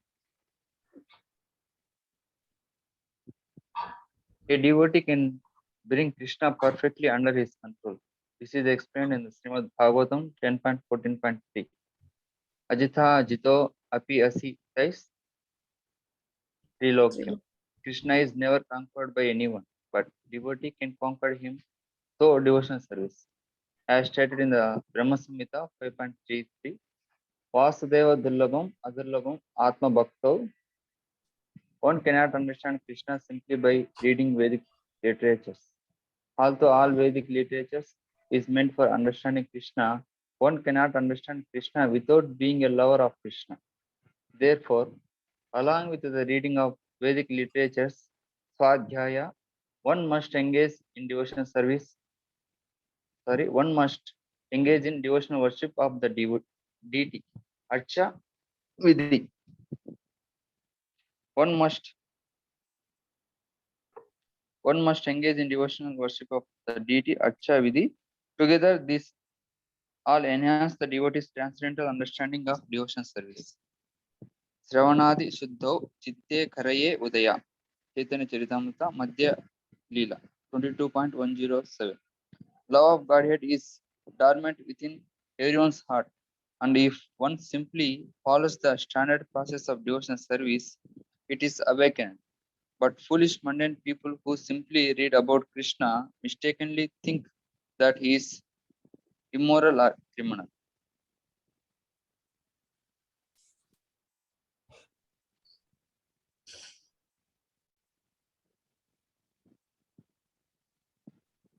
The priest offered his obeisances to Madhavendra Puri and returned to the temple. Then, in ecstasy, Madhavendra Puri ate the sweet rice offered to him by Krishna. After this, Madhavendra Puri washed the pot and broke it into pieces. He then bound all the pieces in his outer cloth and kept them nicely. Each day, Madhavendra Puri would eat one piece of that earthen pot, and after eating it, he would immediately be overwhelmed with ecstasy. These are wonderful stories.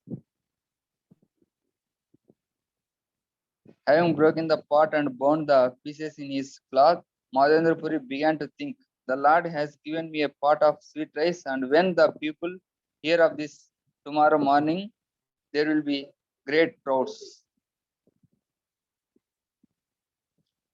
Thinking this, Sri Madhavendra Puri offered his obeisances to Gopinatha on the spot. and left Yamuna before morning.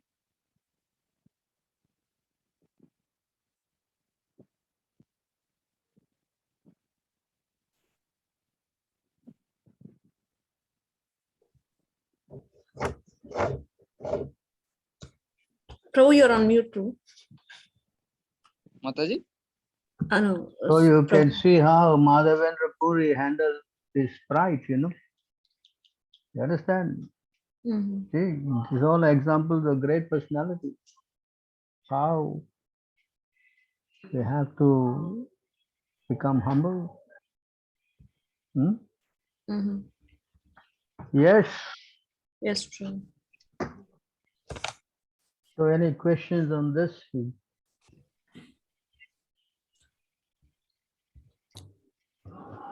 How to become humble? Hmm? Not Yes. related to, not, I have a question, bro, but not related to this topic. Can I proceed, bro? Yes.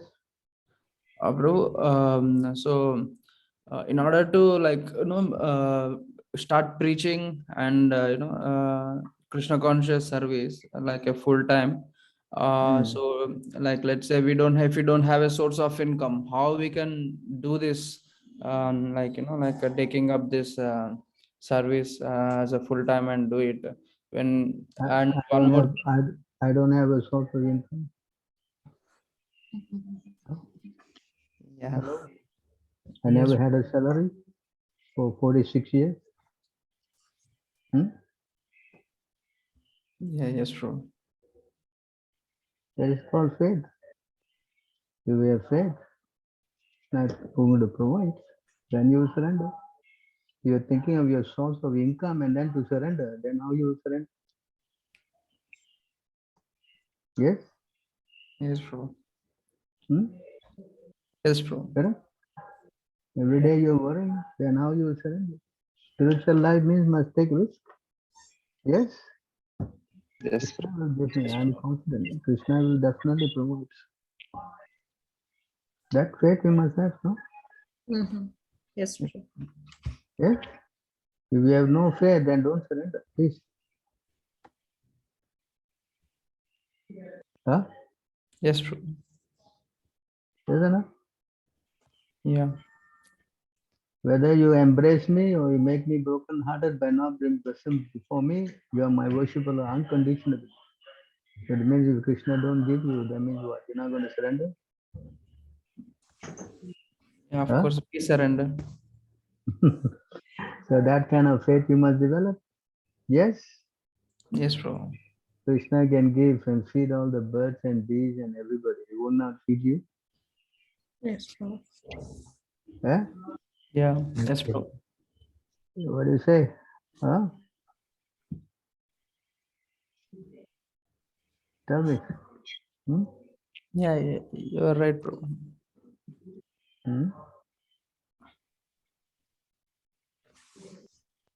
It's here.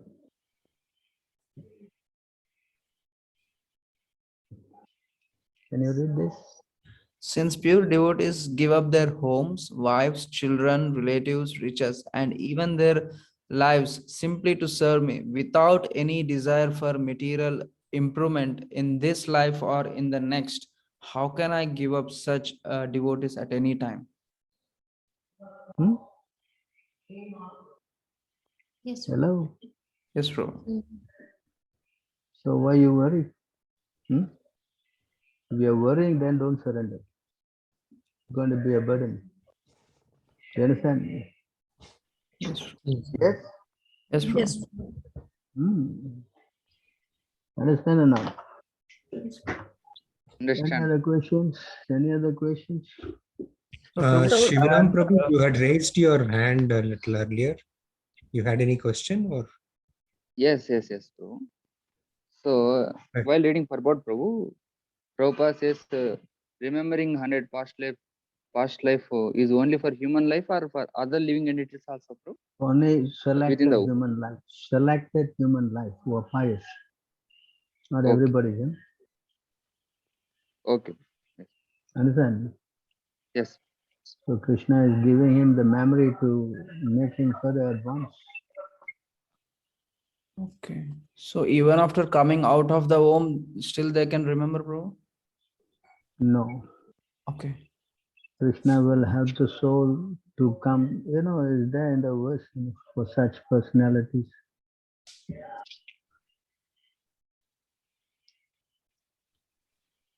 Then it's here,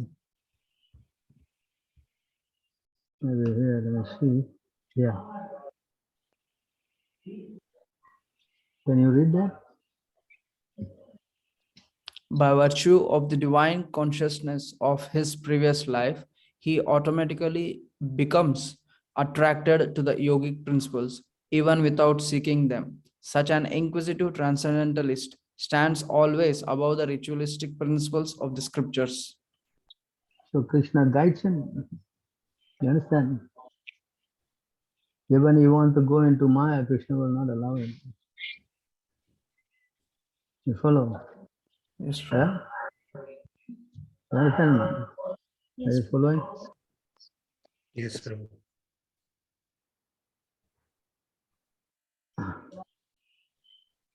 Can you read this?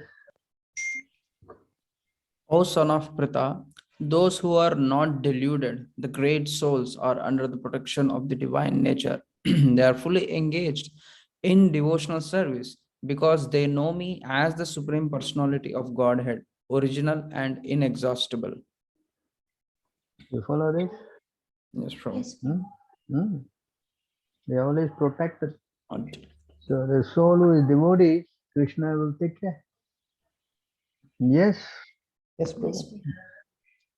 But to coming to that stage, Before I go, remember this verse. Give me a minute, just want to tell you this before I go to others. Yes, Prabhu. So here you can see how devotees,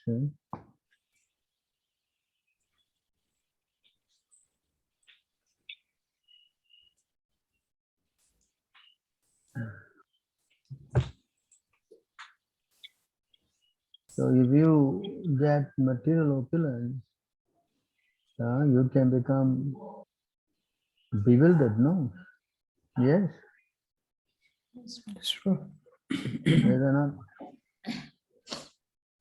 Hmm? So here,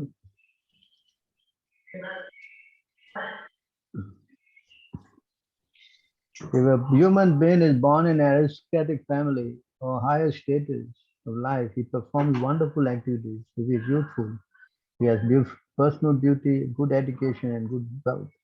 And if he is nonetheless not proud of his opulence, it is be understood that he is especially favored by the Supreme Personality of God. Understand this? Yes, Prabhu. Yes. Yes.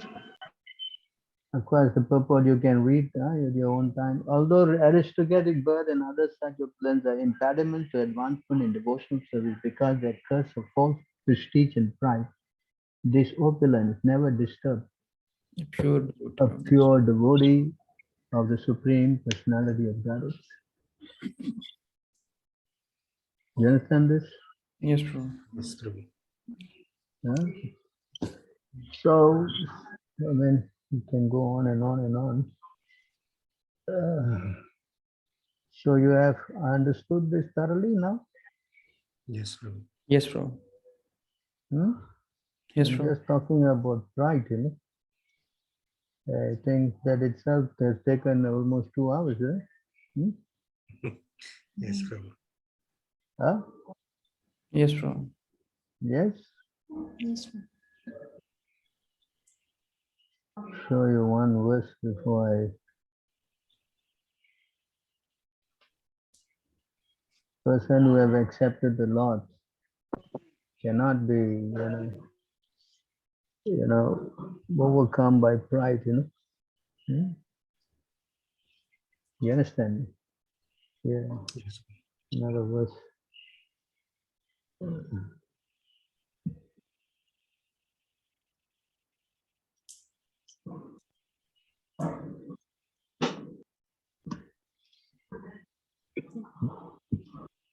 birth in an aristocratic family and the execution of austere and pious activities certainly cause one to take pride in himself. Similarly, one enjoys a prestigious position within society because his parents are highly respected members of the Varnashram social system. One becomes even more infatuated with himself. But if despite this excellent material qualification, one does not feel even a tint of pride within himself, he is to be considered the dearmost servitor of the Supreme Personality of God. It's a symptom of a person who is pure devotee of Krishna. Yes, Yes, Prabhu. Yes. I'm an American, I got green card. No, I'm higher than all of you. Yes? Yeah? All right. I think there's one more question, is it, about how Krishna is, the question, what was the question? Why? So,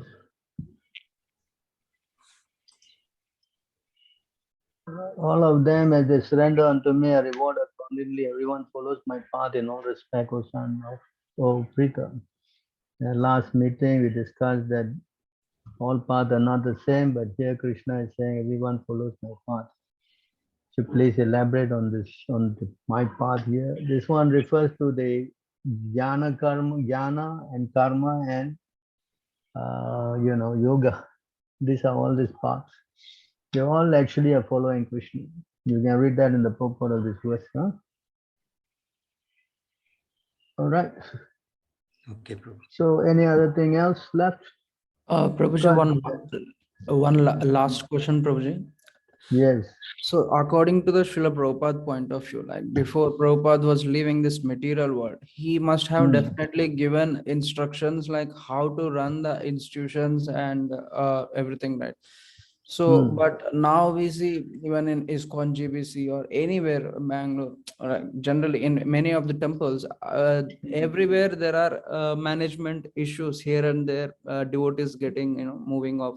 So according to the Prabhupada point of view, how the institutions has to be run, what guidance he has given. So why these kind of things happen everywhere?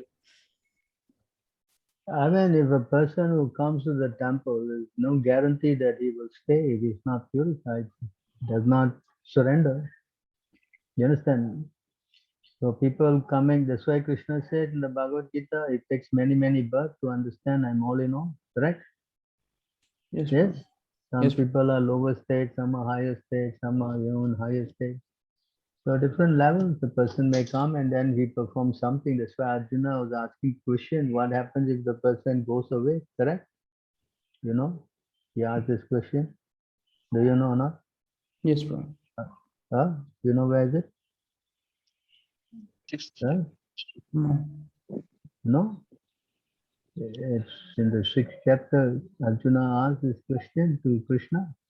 Whatever a person who does not finish his devotional service and goes away halfway, what happened to him? Yes? Yes, that's true. He will continue in his next birth. He will continue his bhakti in the next birth. He will get birth in aristocratic family or in his Brahman. Or in yogic. Yeah, so that means what? Correct? That means what? That's you fall down, correct? Yes? Arjuna said, "Oh Krishna, what is the destination? The unsuccessful transcendentalists who in the beginning take to the process of self-realization with faith, but who later desist due to worldly minuses and thus does not attain perfection in mixed use." Correct? The memory fall down, correct? Yes? That's true. So there are many devotees may come, they may perform some percentage, yes, according to their surrender. So Krishna said, Arjuna continued, oh mighty Krishna, does not such a man who is bewildered from the path of trance fall away from both spiritual and material success and perish like a ribbon cloud with no precision in any sphere? That means he is lost, become a devotee and he doesn't fulfill, and what happens? At least he should have gone and done something materially, correct? This is my doubt, O Krishna. I ask you to dispel it completely, but for you, no one is to be found who can destroy this doubt. Krishna says, one who does good cannot be Supreme Personality of Godhead said, O son of Pitta, transcendentalists engage in auspicious activity does not meet with distraction in this world or the spiritual world. One who does good, my friend, is never overcome by evil. And of course, then Krishna goes to say that you will take birth in a rich family and all that. He goes to heaven first, enjoy, and then come back again, takes birth in an aristocratic family or Brahmana family to continue where he left off. Correct? Yes, Prabhu. So people may come, people may. Prabhupada said, many will come and many will go. Those who stay, they are fortunate. You understand Yeah. the difference? So however you try also, there will be somebody will go. It's not possible to keep everybody. Yes, although we try. You Yeah. follow? Yes, You Prabhu. cannot blame, you cannot just keep blaming the management. You have to blame, you have to see two sides, there's two hands to clap, no? Correct? Yes, Prabhu. Yes. If you don't like the people in the management, you will always accuse them. But if you have to see why, what happened, correct? Yes, Prabhu. Ready, if you are sincere, then Krishna will protect you. Yes, Yes, Prabhu. Yes. Prabhu. that doesn't mean that I'm saying the management are always correct. Please try to Always. understand that also. Not the management is always correct. Okay. Understand? That's true. You have to see both sides of it, Yeah, it's true. That is true. No, if you don't teach people proper this knowledge, then you're definitely going to keep people in the third class platform. And when you keep people in the third class platform, there's always going to be fighting. Yes? Yes, Prabhu. Yes, Prabhu. That's why we are told you better do Mangalarti, wake up in the morning. Why? So you come to the transcendental consciousness. You follow? Yes, Prabhu. Yes, If Prabhu. you don't do all these things, then you probably say you will fall down. Yes? Yes, Prabhu. So you cannot blame anybody. The three modes of mental nature are always overbearing. If you're going, that's why Krishna said, what's the problem? The problem is that these modes of mental nature are your enemy. Yes? Yes, Yes, Prabhu. Prabhu. Is it not?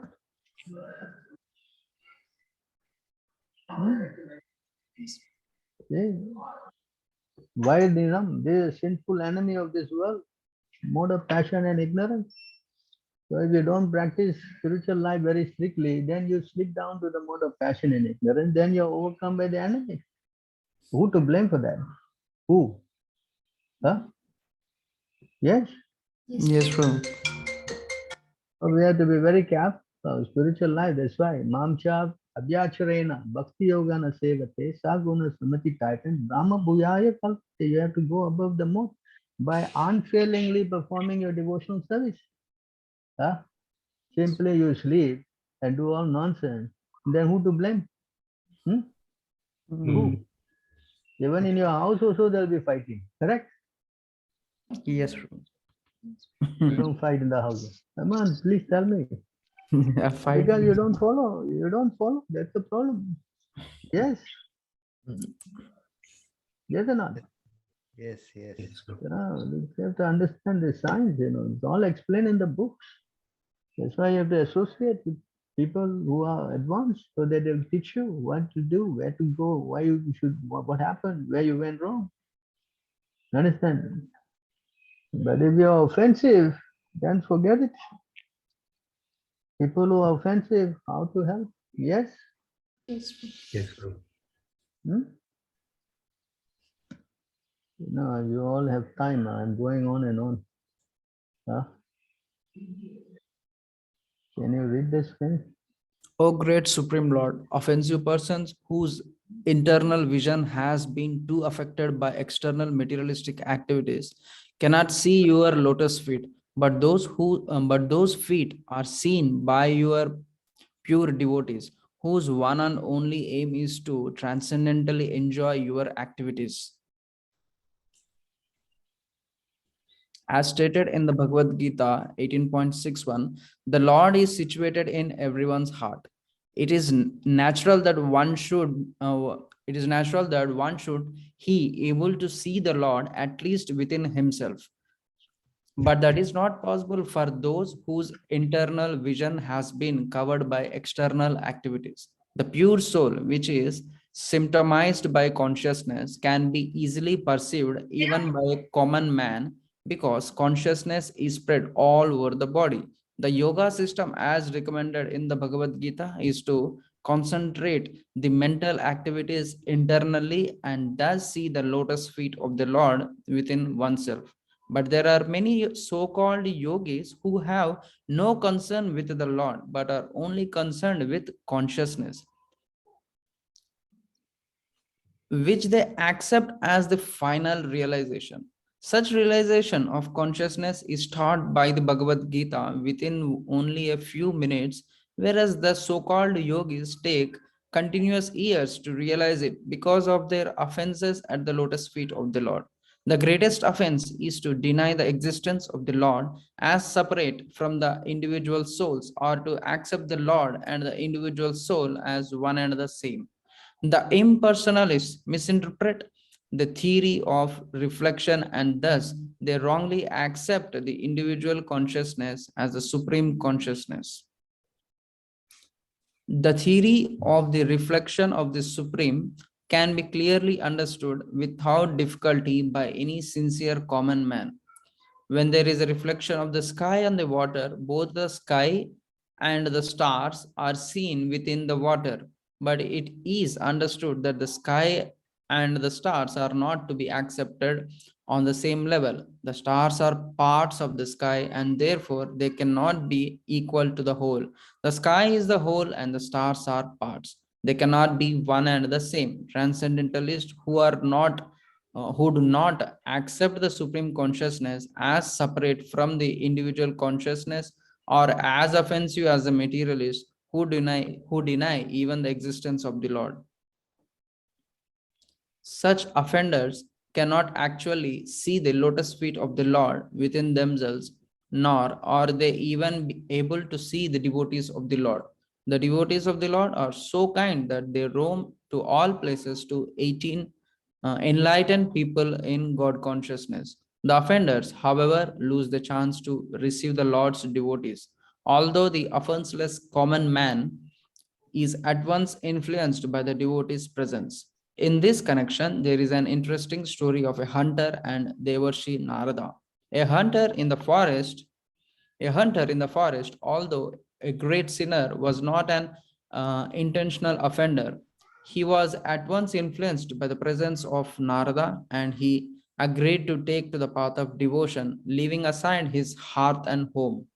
But the offenders, Nalakubera and Manigriva, even though living amongst the demigods, had to undergo the punishment of becoming trees in their next life. All the next lives. Although by the grace of devotee, they were later delivered by the Lord. Offenders have to wait until they receive the mercy of devotees, and then they can become eligible to see the lotus feet of the Lord within themselves. But due to their offenses and their extreme materialism, they cannot see even the devotees of the Lord. Engaged in external activities, they kill the internal vision. The Lord's devotees, however, do not mind the offenses of the foolish in their many gross and subtle bodily endeavors. The Lord's devotees continue to bestow the blessings of devotion upon all such offenders without hesitation. That is the nature of devotees. So you understand from this? Yes, Prabhu. There are many offenders. You follow? Now why they leave? Correct? Yes, Prabhu. Offender, you cannot go back. You have to suffer like trees. You see, Manigarva and Nalakuvara. Yes? Yes, Prabhu. Not that you can do anything you like and then go to the heavenly planet and come back and all, There's also consequences. Yes? Yes, yes, Prabhu. Yeah. And all these guys, they're all offending Prabhupada. Clearly. Yes? Yes, Prabhuji. Hmm? Yes, Prabhu. Correct? Yes. Hmm. I hope they don't become trees, Quite risky, isn't it? Huh? Hello? Yes, Prabhu. Well, you're on their side of the camp, is it? No, Prabhu. Hesitant to say yes, is it? What? All right, I think I have offended all of you by taking a lot of your time. No, Prabhu. So please Thank you, forgive me Prabhuji. for my Wonderful offenses. session today also. Thank you so much. You read the Bhagavatam, it must be a wonderful session. Yes. Yes, Prabhu. If you read something else, then of course it's different. There's a verse for that also, Should I show it to you?